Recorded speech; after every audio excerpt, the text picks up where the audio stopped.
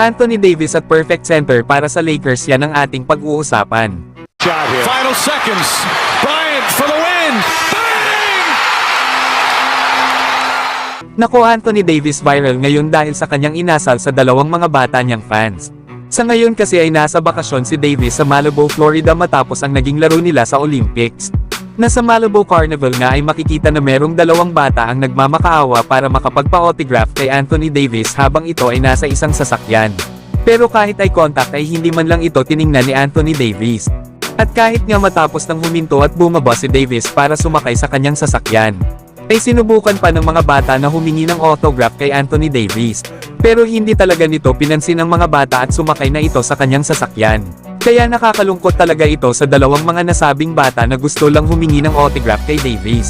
Pero syempre mga idol ay wala tayo sa lugar para husgahan si Anthony Davis, lalo at karapatan niya naman na iwasan ng mga fans. Marahil ay ayaw niyang maistorbo sa bakasyon kasama ng kanyang pamilya. Natanging si Anthony Davis na nga lang mga idol ang nakakaalam kung bakit niya iniwasan ang mga nasabing batang fans. Pero kayo mga idol, ano ang masasabi niyo sa inasal ng superstar ng Los Angeles Lakers na si Anthony Davis? Samantalang ito na ang sagot sa mga problema ng Los Angeles Lakers. Dahil itong Portland Trail Blazers ay maaari nang i-trade si Robert Williams na isang solid na sentro. Alam naman natin nagmula ito ng Boston Celtics at 5 seasons ito dito na natili bago ito na-trade papuntang Portland Trail Blazers.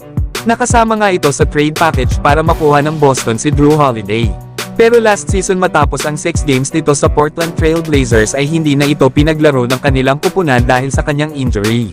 Naayon naman kay Brian Windhorst ng ESPN sa kanyang podcast, na isa nga daw itong si Jeremy Grant sa mga tinitingnan ng ibang kupunan na makuha. At isa pa sa pagkakadagdag daw ni Donovan Clingan matapos itong i-draft ng Portland bilang 7 overall pick. Lalo at nandyan pa si DeAndre Ayton sa kanilang roster. Ay malabo nga daw nila itong i-trade sa ngayon. Kaya naman ang player daw na maaaring i-trade ng Portland Trail Blazers ay itong si Time Lord na si Robert Williams. Alam naman natin mga idol na kapag healthy itong si Robert Williams ay isa ito sa mga pinaka-explosive na sentro sa NBA. Napapabilang nga rin ito sa mga best defensive player of the year.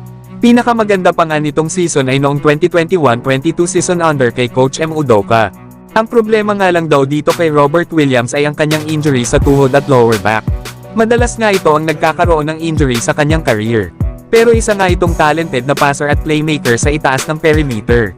Kaya magiging effective ito sa isang kupunan pagdating sa kanilang opensa. Lalo at isa rin itong mahusay na rim protector na kapag healthy nga ito ay almost 3 blocks per game ang kanyang nagagawa. Kaya maganda sana ito sa Lakers na parang Dwight Howard at JaVale McGee ang magiging role niya kasama ni Anthony Davis. Lalo at mawawala sa Lakers ng 8 weeks itong si Christian Wood na sasailalim na naman ito sa isang surgery dahil sa kanyang knee injury. Ang kaso ay hindi pa nga nakikita na itong si Robert Williams ay totally healthy na simula ng huli pa itong nakapaglaro sa Portland. Kaya kailangan muna ipakita ng Portland Trail Blazers na healthy at bumalik na ang dating laro ni Robert Williams para maraming kupunan ang kumuha dito. Pero kayo mga idol, ano ang masasabi nyo dito kay Time Lord o mas kilala bilang si Robert Williams?